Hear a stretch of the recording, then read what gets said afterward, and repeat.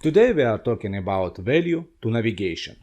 ECDIS has a needed set of instruments for monitoring the ship's voyage. Among them is a continuous automatic position plotting of own vessel, monitoring of the vessel's progress on the route, and an arsenal of options to modify or cease the ship's progress on a certain route. Due to the huge set of functions available in the ECDIS, the route monitoring on ECDIS is cardinally different from the case when a paper chart is in use.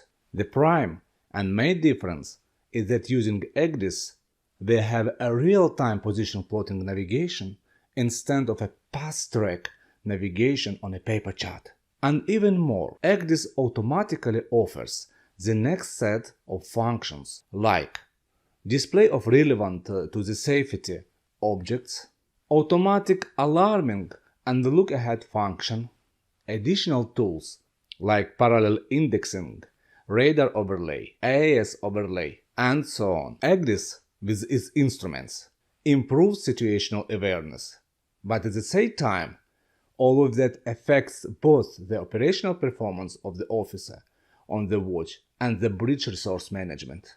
Always there is a danger that navigators over-trust computer-based systems and over-rely on them, making navigation decisions based solely on the ECDIS display. For a safe navigational watch, navigators must have the competence to select proper chart data and scale, check the suitability of the route as to safe water and proximity of the hazards, adjust settings and values to suit the present conditions, monitor the set of available sensors, and to confirm the position by alternative means. For that reason, procedures on board connected with ECDIS should reflect the right details for using the equipment in certain situations and conditions. For instance, let's overview some. The general procedure or the general bridge procedure must be well adapted by the company for the specific equipment on board. All bridge team who use ECDIS must be familiar with those procedures. Clear procedures should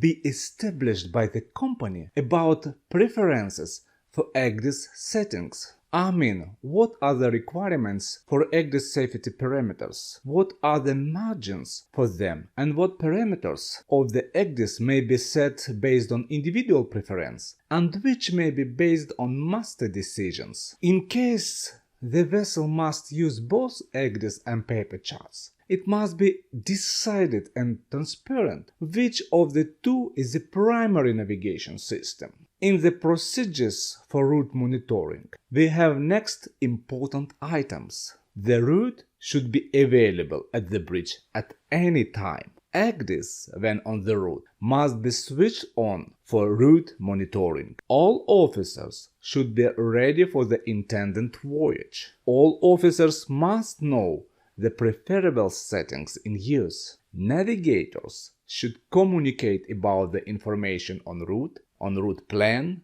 and the equipment status and should cross-check information displayed on the ECDIS regularly. ECDIS alarms should never be ignored and must be critically analyzed before acknowledged. Of course, in case of main equipment failure, situation should be described in the ECDIS procedure. And I mean, like DPS failure, when the ship's position must be fixed by other means and entered into the ECDIS. Also a case of itinerary change, when a route plan has to be updated in due time. Or case of information demand by third parties, when they have set up that the ECDIS voyage documentation is saved during the previous 12 hours. Also, procedures should reflect the changing the watch situation. Here, as in the traditional case, the officer taking over the watch should review the route plan. The changing officer must check and agree on the actual settings of the ECDIS. The one who accepts the watch must check the status of data in use.